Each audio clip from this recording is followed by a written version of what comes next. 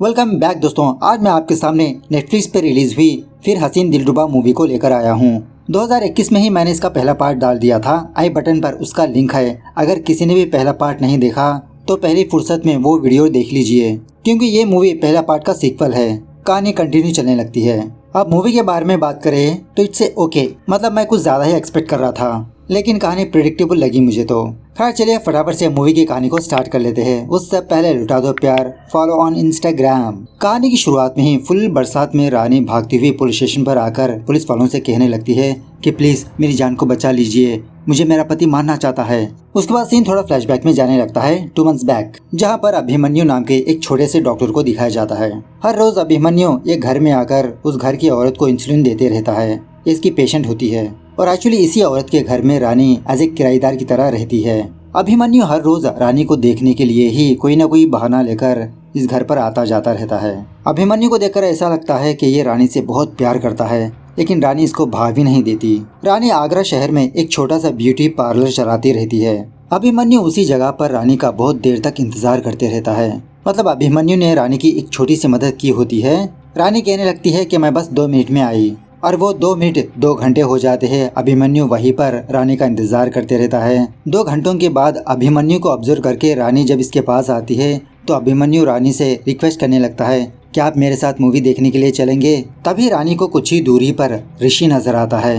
रानी अभिमन्यु को वादा करने लगती है कि फ्राइडे के दिन मूवी देखने के लिए चलेंगे। अब ऋषु के बारे में बात करें तो जैसा हमको पता है कि ऋषु मरा नहीं होता, नील मर चुका होता है। फिलहाल ऋषु पुलिस से बचते बचाते छोटे मोटे काम करते हुए अपनी जिंदगी गुजारते रहता है। रानी भी ब्यूटी पार्लर का काम करते हुए पाई पाई जमा करती रहती है। यहीं पर हमको ये बात भी पता चलती है कि रानी और ऋषु मिले हुए हैं। चोरी चुपके इन दोनों की मुलाकातें होती रहती है। रानी पैसे जमा करके ऋषु को देती रहती है। ऋषु अपना नाम रवि कहकर चेंज कर चुका होता है। रानी और ऋषु थाईलैंड जाने का प्लान करते रहते हैं। वही पैसे लाकर ट्रैवल एजेंसी वाले को देते रहता है। वो ट्रैवल एजेंसी वाला ऋषु से कहने लगता है चलिए आपका काम अब हो जाएगा, बस 2 महीनों के बाद आप थाईलैंड में होंगे। खैर ऋषु पूनम नाम की एक अपाहिज लड़की के घर में एज ए किराएदार की तरह रहता है, और ये पूनम जी ऋषु पर लट्टू होती है। बहुत प्यार करती रहती है इससे, लेकिन ऋषु इसको इग्नोर करते रहता है। खैर उसके बाद ऋषु चोरी छुपके रानी से मिलने के लिए आता है। अपनी जिंदगी में जो भी चीजें चलती है ये दोनों एक दूसरे से शेयर करते रहते हैं, कभी फोन के जरिए से, कभी कोड लैंग्वेज में। रानी ऋषु से कहने लगती है कि आज घर पर कोई भी नहीं है, अंकल आंटी कहीं पर गए हैं, चाहो तो आ सकते हो। दूसरी तरफ अभिमन्यु टिप टॉप से रेडी होकर थिएटर के सारे टिकट्स बुक कर लेता है। रानी का इंतजार करते रहता है। दूसरी तरफ रानी और ऋषु इसके घर में मुलाकात करके कानवान करने लगते हैं। दूसरी तरफ बेचारा अभिमन्यु रानी का इंतजार करते करते दूसरे शो का टाइम भी हो जाता है। सो थोड़ी देर के बाद अभिमन्यु रानी के घर पर जाता है और उसे याद दिलाता है कि आज ये मूवी पर आने वाली थी। रानी तो ऋषु के प्यार में ये बात भूल ही चुकी होती है। अभिमन्यु के पास आकर बहुत सॉरी बोलने लगती है, लेकिन अभिमन्यु बिना हार माने रानी से ही कहने लगता है कि चलिए अगले फ्राइडे चलते हैं मूवी को, मुझे पता है आप बिजी रहेंगी। उसके बाद रानी यही बात ऋषु को आकर सुनाने लगती है। तभी एक चोर रानी का पर्स चुराकर भागने लगता है। ये दोनों उस चोर के पीछे पीछे भागने लगते हैं। थोड़ी दूर भागने के बाद इन तीनों को एक पुलिस की गाड़ी नजर आती है। पुलिस वालों को देखकर ये तीनों पीछे भागने लगते हैं। जब रानी वापस अपने घर पर आ जाती है तो वो पुलिस वाला किशोर रानी की बैग को लौटाने के लिए आता है, और किशोर अभी भी रानी पर ही शक करते रहता है कि पिछली बार केस में कुछ गड़बड़ हुई है। और उसी तरह किशोर की बातों से रानी को ये बात पता लगती है कि किशोर के हाथ कोई सबूत मिला है। दूसरे दिन रानी और ऋषभ मुलाकात करके रानी ऋषभ को उसी पुलिस वाले के बारे में बताने लगती है कि लगता है उसको हम दोनों पर शक हो गया। ऋषभ कहने लगता है कि तुम फिक्र मत करो, उसके पास कोई भी सबूत नहीं है, वो बस तुमको डरा रहा है। सो इस तरह से ये दोनों सेपरेटली मूवी देखने के लिए जाते हैं। तभी ऋषभ को ऐसा एहसास होता है कि कोई इसका पीछा कर रहा है। फटाफट ऋषभ अपने घर पर आकर अपने फोन को फोड़ के सिम को फ्लश कर देता है। घर आने के बाद रानी लगातार ऋषभ को कॉल्स करती रहती है, लेकिन स्विच ऑफ। और इसी तरह रानी को ऋषभ नजर ही नहीं आता। मतलब इन दोनों का मिलने का एक स्पॉट होता है, वहाँ पर भी ऋषभ नजर नहीं आता। खैर एक दिन ऋषभ एक कचरे गाड़ी वाले को पैसे देकर 1 घंटा रानी के ब्यूटी पार्लर के पास खड़े होने के लिए कहता है। शॉकिंगली उस गाड़ी के पीछे दिनेश पंडित की कुछ लाइंस लिखी होती है। इन लाइंस को पढ़ने के बाद रानी को सब कुछ समझ में आ जाता है, और उसी रात किसी फोन बूथ के पास इंतजार करने पर ऋषभ रानी को कॉल करता है। ऋषभ कहने लगता है कि रानी अगले हफ्ते हम निकल रहे हैं, बस तुम घबराना नहीं।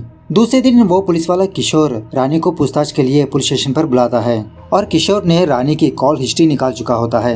पूछने लगता है कि ये नैतिक वर्मा कौन है, आप इसके साथ घंटों बात कर रहे हो। रानी कहने लगती है कि वो मेरा दोस्त है, कुछ दिनों तक हम बात कर रहे थे लेकिन बाद में उस बंदे ने मुझे प्रपोज किया, इसलिए मैंने उसको कट कर दिया। इसी पूछताछ के दौरान यहाँ पर मृत्युंजय नाम का एक और पुलिस वाला आता है, शॉर्टकट में मोंटी। नील का केस अब ये इन्वेस्टिगेशन करेगा और शॉकिंगली मोंटी और कोई नहीं नील का चाचा होता है, मतलब ऋषभ का भी रिश्तेदार। ये रिश्ता सुनने के बाद रानी खुद शॉक में रह जाती है। मोंटू का भी शक यही होता है कि ऋषभ अभी भी इस शहर में है रानी की सपोर्ट करते हुए, वरना रानी अकेले इस शहर में अपनी जिंदगी कैसे गुजारेगी, और वो भी बिना दोबारा शादी किए, ना बॉयफ्रेंड ना फ्रेंड। खैर रानी जाने के बाद मोंटू कांस्टेबल से पूछने लगता है कि रानी मोहतरमा कहाँ पर आती जाती रहती है। कांस्टेबल कहने लगता है बस सर, घर से ब्यूटी पार्लर से घर। मोंटू कहने लगता है कि आपकी टीम से कहिए किसी 2 किलोमीटर के अंदर ऋषभ को तलाश करिए, जिसका मतलब जब से वो हादसा हुआ पुलिस रानी पर नजर लगाकर बैठी है, इसीलिए रानी और ऋषभ चुप चुप के मुलाकातें करते रहते हैं। खैर उसके बाद पुलिस वाले हर एक बंदे से ऋषभ की फोटो दिखाकर पूछने लगते हैं कि आप लोगों ने इस बंदे को देखा। बेचारा ऋषभ पुलिस वालों से चुपते छुपाते रहता है, हर जगह पर पुलिस फैली रहती है। फाइनली किशोर ऋषभ की फोटो लेकर पूनम के पास भी आकर पूछने लगता है कि आपने इस बंदे को देखा। तो यह हफ्सी पूनम पहले ऋषभ के पास जाकर इन्हीं पुलिस वालों के बारे में बताने लगती है कि नीचे पुलिस खड़ी है, आपके बारे में पूछ रही है, क्या हम उनको बता दें कि आप हमारे घर में हैं। इस तरह से ऋषभ को थोड़ा ब्लैकमेल करने लगती है। ऋषभ रिक्वेस्ट करने के बाद पूनम पुलिस वालों के पास जाकर यही बात कहने लगती है, नहीं मैंने इस बंदे को नहीं देखा। उसी रात ऋषभ अपना बोरिया बिस्तर पैक करके रानी के पास आता है और रानी को एक शॉकिंग बात बताने लगता है। वो ये है कि इन दोनों ने मिलकर जो पैसे ट्रैवल एजेंसी वाले को दिया, पुलिस वालों ने उसको पकड़ लिया, सारी मेहनत गई पानी में। ऋषभ कहने लगता है कि मैं मोंटू चाचा के पास जाकर सरेंडर हो जाऊंगा, मैं तुमको और इस केस में नहीं खींचना चाहता। रानी कहने लगती है अरे तुम क्यों सरेंडर करोगे, चलो हम दोनों इस शहर से भाग चलते हैं। ऋषभ कहने लगता है कि मैं मोंटू चाचा को बहुत अच्छी तरह से जानता हूँ, हम दोनों जहाँ पर भी जाएंगे वो हम दोनों को ढूंढ निकालेंगे। उसी वक्त अभिमन्यु रानी से मिलने के लिए आता है और अभिमन्यु को देखकर रानी को एक जबरदस्त आइडिया आता है और वो ये है कि रानी अभिमन्यु से शादी कर लेगी। तब तो पुलिस वालों का शक रानी पर नहीं होगा ना। इस तरह से रानी अभिमन्यु के पास जाकर प्रपोज कर ही देती है, विल यू मैरी मी। अब रानी का ये प्लान सुनने के बाद ऋषभ थोड़ा अपसेट होने लगता है, लेकिन रानी समझाने लगती है कि हम दोनों के पास अब यही एक रास्ता बचा है। खैर फाइनली रानी और अभिमन्यु की शादी हो ही जाती है। पहली रात को रानी अभिमन्यु को बताने लगती है कि ये अभी तक ऋषभ को नहीं भूली, मतलब अभिमन्यु को यही पता होता है कि रानी विधवा है। रानी कहने लगती है कि ये अभिमन्यु से प्यार नहीं कर सकती, इसको और थोड़ा टाइम चाहिए। सो अभिमन्यु भी रानी की फीलिंग्स को समझने लगता है, कहने लगता है कि मैं आपका इंतजार करता ही रहूंगा। इसी बातों ही बातों में अभिमन्यु अपनी पर्सनल बातें शेयर करने लगता है कि जब ये 7 साल का था उसी वक्त इसके मम्मी पापा इस दुनिया से चल बसे। अब इसके फैमिली में बचे थे इसके चाचा और उनके बच्चे। अभिमन्यु के 20 साल की उम्र में वो चारों भी इस दुनिया से चल बसे। अभिमन्यु बेचारा अकेला हो गया। डिप्रेशन की वजह से एक दिन अभिमन्यु आत्महत्या करने का सोचा, लेकिन उसी दिन इसके क्लिनिक में रानी नजर आई। रानी को देखते ही इसको जीने की इच्छा पैदा होने लगी, पहली नजर में ही इसको प्यार हो जाता है। सो अभिमन्यु की बातें सुनने के बाद रानी को समझ में आता है कि अभिमन्यु इससे कितना प्यार करता है, लेकिन रानी तो ऋषभ से प्यार करती है, कह देती है कि मैं आपसे प्यार नहीं कर सकती, चाहे तो आप हमारी जान मांग लो। खैर एक दिन वो लड़की पूनम ऋषभ को ब्लैकमेल करते हुए उसको किस करने लगती है। उसी वक्त रानी दूर से इस चीज को देखकर गलत समझने लगती है और रानी को ऋषभ भी देखकर पूनम को साइड में हटा देता है। ऋषभ फटाफट से रानी से मिलने के लिए जाता है। ऋषभ रानी को सब कुछ समझाने लगता है कि मुझे ब्लैकमेल कर रही है, और वैसे भी रानी मैंने तुम्हारे प्यार में अपने हाथ को काट लिया, अगर वक्त आएगा तो मैं अपनी गर्दन भी कटा दूंगा, लेकिन तुम्हारा साथ नहीं छोड़ूंगा। इस तरह से ऋषभ रानी को बहुत समझाने लगता है। उसी रात रानी अभिमन्यु के साथ दारू पीते हुए इसके मुंह से सच निकल जाता है, कहने लगती है कि मुझे प्यार चाहिए, पूनम को सेक्स चाहिए और अभिमन्यु को धोखा मिल रहा है, शादी करके बहुत गलत कर दिया मैंने, मोंटू चाचा हमारे पीछे पड़े हैं। इस तरह से सच बक देती है। सुबह होने के बाद जब रानी का हैंगओवर उतर जाता है तो अभिमन्यु रानी के पास आकर कहने लगता है चलिए हमें ऋषभ से मिलवाइए।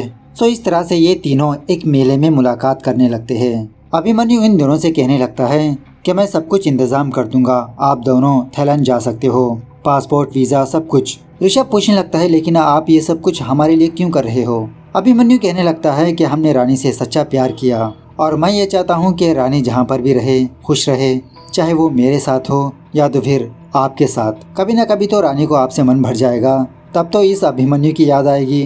तो ये सुनने के बाद ऋषभ को थोड़ा सा जलने लगता है, कहने लगता है कि इतना जल्दी बिछड़ने वाला प्यार नहीं है हम दोनों का। खैर उसके बाद अभिमन्यु ऋषभ को अपने हॉस्पिटल के एक कमरे में लाता है। मतलब जब तक ये दोनों शहर से भाग नहीं जाते तब तक ऋषभ इसी कमरे में रहेगा और इसी तरह इस कमरे में कोई भी आता जाता भी नहीं है। ऋषभ को छुपने के लिए यही सेफ जगह है। इस तरह से कुछ इंस्ट्रक्शंस बताकर वो वहाँ से चला जाता है। अभिमन्यु जाने के बाद शॉकिंगली पूनम यहाँ पर आती है। मतलब पूनम ऋषभ को फॉलो करते हुए यहाँ तक पहुँच गई। ऋषभ को धमकी देने पर ऋषभ पूनम को समझाने लगता है कि मुझे 1 महीने का टाइम दे दो, मैं तुम्हारे पास खुद ब खुद चला आऊंगा। पूनम जाने के बाद उसी दरवाजे के पास एक और बंदा आता है। दूसरे सीन में अभिमन्यु ऋषभ के लिए खाना लेकर आता है। कमरे में आते ही इसको लड़कियों की स्मेल आने लगती है, तो ऋषभ अभिमन्यु को सच बता देता है कि यहाँ पर पूनम आई थी मेरा पीछा करते हुए, ब्लैकमेल करती है वो मुझे। और इसी तरह अभिमन्यु को ये भी शक होने लगता है कि यहाँ पर एक और बंदा भी आया था। तो ऋषभ झूठ कहने लगता है नहीं, यहाँ पर कोई भी नहीं आया। और इसी दरमियान में जब ऋषभ अभिमन्यु पर हमला करने ही वाला होता है तो अभिमन्यु ऋषभ को चकमा देकर इसको इस कमरे में बंद करके वो बाहर भाग जाता है।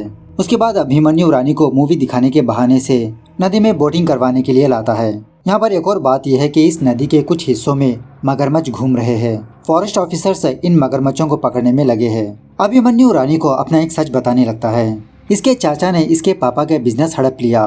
बिजनेस में लॉस होने की वजह से इसके मम्मी पापा मर गए। जब ये बात अभिमन्यु को पता चली तो अभिमन्यु लल्लन नाम के एक बंदे से एक सांप मंगवाकर इसके चाचा की फैमिली को मार दिया। मतलब थोड़ी देर पहले जो ऋषभ को नजर आया था ना, उसी का नाम होता है लल्लन। सो अभिमन्यु रानी से कहने लगता है कि रानी जी, मैं धोखा बर्दाश्त नहीं कर सकता, लेकिन आपने मेरे साथ धोखा किया। आप मुझे पहले बता देती। चलिए मैं आपसे एक सवाल पूछता हूँ, क्या कभी आपको मुझे देखकर ऐसा लगा कि हम दोनों एक साथ हो सकते हैं? तो रानी अपनी जान बचाने के लिए झूठ कहने लगती है। शायद ऋषभ से पहले आप मिले होते तो मैं आपके साथ हो सकती थी। दूसरी तरफ ऋषभ दरवाजा तोड़कर वहाँ से भाग निकलता है रानी को बचाने के लिए। ऋषभ को अभिमन्यु का सच पता लग चुका होता है, वही लल्लन की मदद से।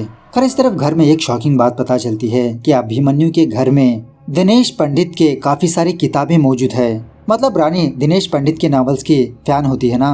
जब अभिमन्यु से कहा था तो अभिमन्यु ने साफ मना कर दिया कि दिनेश पंडित को नहीं जानता, लेकिन अभिमन्यु तो क्राइम के सारे नॉवेल्स पढ़ चुका होता है। इसी कहानी की मदद से अभिमन्यु ने अपने चाचा की फैमिली को मार दिया सांप के जरिए से।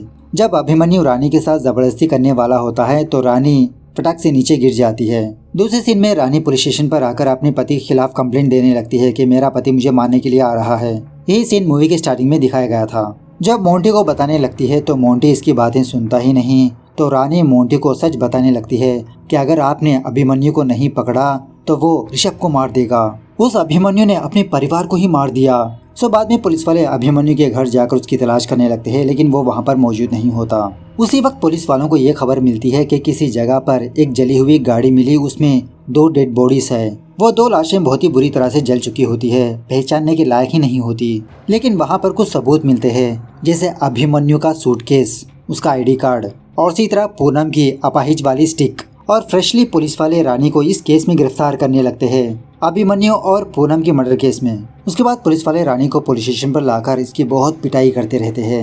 अब मोंटू को ऋषभ को बाहर निकालने का एक जबरदस्त आइडिया आता है। जब रानी पिट रही होती है, इसकी वीडियो बनाकर वायरल करने के लिए कहता है अपनी टीम से, अगर ये वीडियो ऋषभ देखेगा तो खुद ब खुद बिल से बाहर निकलेगा।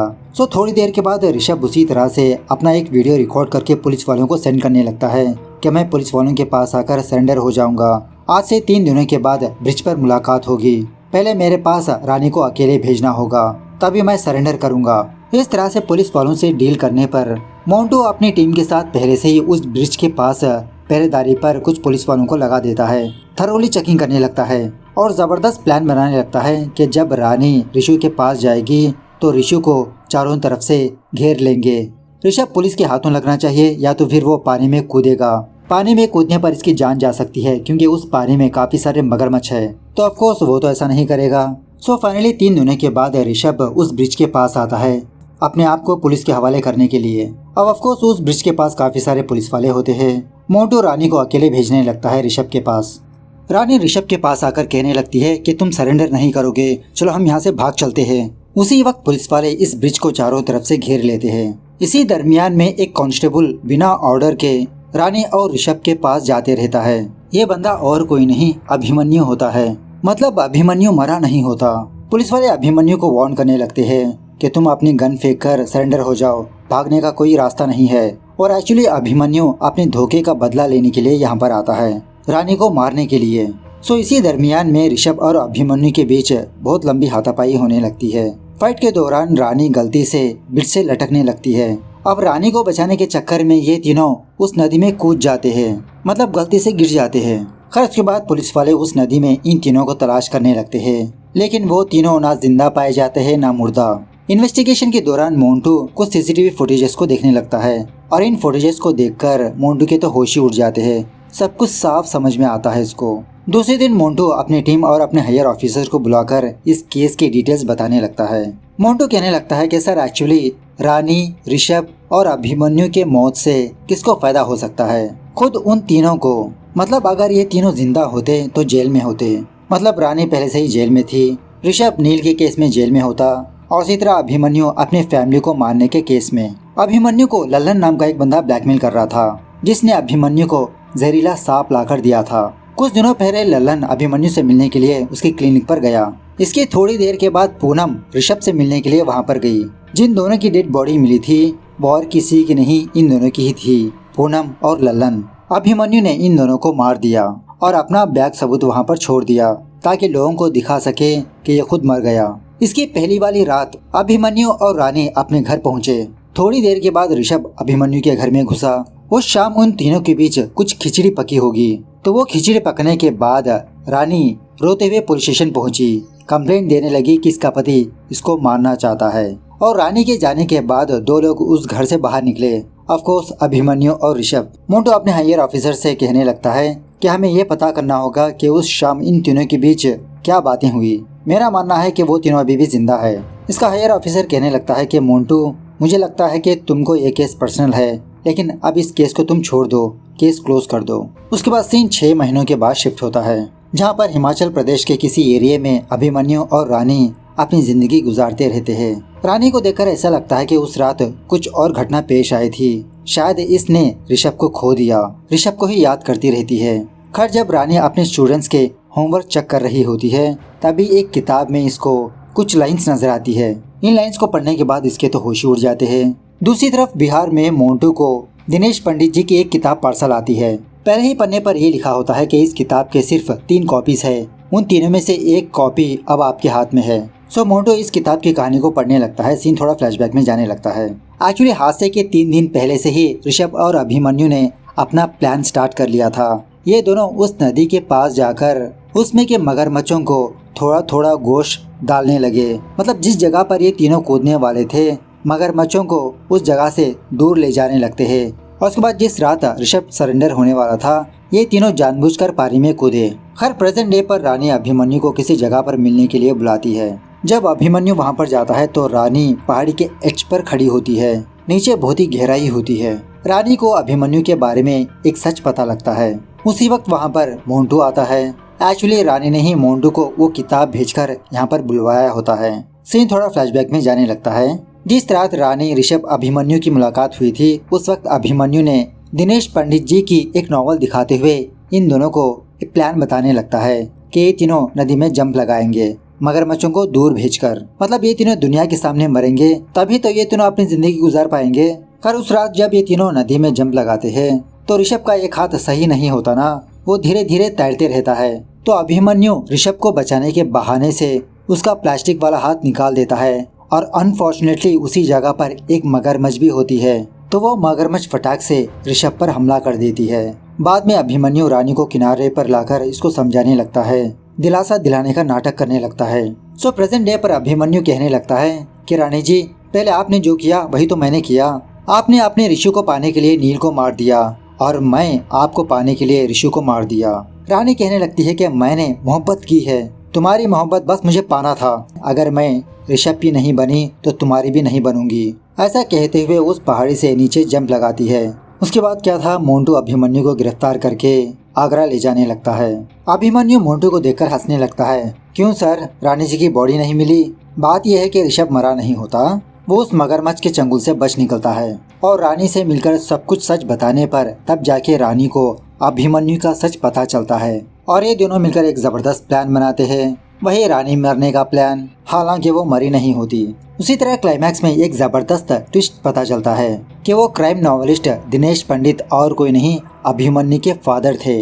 इस तरह से ये मूवी यहाँ पर दी एंड होती है। तो आपको ये मूवी कैसे लगी कमेंट करके बताना जरूर। मिलते हैं अगली वीडियो में, तब तक take care, bye bye, see you soon.